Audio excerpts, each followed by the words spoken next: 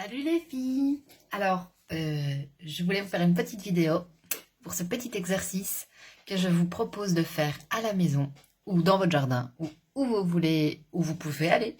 C'est un petit exercice de vire-langue. Vous savez, ce sont ces phrases qui sont un peu compliquées à dire parfois. Avec un peu d'entraînement, ça devient super sympa. C'est très intéressant pour la prononciation, la diction quand on fait du théâtre. Alors, par exemple, tu connais certainement euh, tonton, ton tétati le tétatou, tenace. Ou bien, il y a les chaussettes de l'archiduchesse. Sont-elles sèches, archi-sèches? Il y en a un milliard. Moi, ma préférée, c'est petit pot de beurre. Quand des petits pots de beurre riseras-tu? Je mets des petits pots de beurre riserai. Quand tous les petits pots de beurre, c'est des petits pots de beurre riseront. Et alors après, quand tu la connais bien, que tu l'as dit très très très très très vite, et que tu arrives à la faire plusieurs fois très très très très très, très vite, eh ben, tu peux t'amuser à faire des petits jeux en changeant par exemple toutes les voyelles. Tu dis que ce sont des i. Alors ça devient piti pidi bir, qui ti dit piti pidi bir, riri ziriti, Jimmy dit piti pidi bir, riri ziri, qui ti dit piti pidi bir, si dit piti pidi bir, riri ziri. Voilà, tu peux faire ça avec toutes les voyelles. Ou alors tu fais juste les voyelles, pas les consonnes, ou juste les consonnes, pas les voyelles, et donc ça fait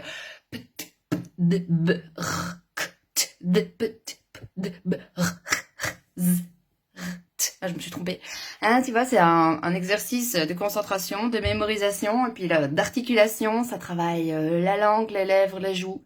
Super bien. Après, tu peux t'amuser à faire des petits personnages qui jouent la phrase. Et tu peux même essayer de créer une petite scénette, une impro. Imagine qu'on est en cours et je te dis, voilà, tu as 3 minutes pour inventer une impro dans laquelle tu dois intégrer un vire-langue. Donc, pour rappel, la vire-langue, ce sont ces phases où on répète des syllabes, des sons qui sont répétés, répétés, répétés. Ou alors qui sont très proches comme piano, panier, piano, panier, piano, panier, piano. Tu vois, ce genre de choses.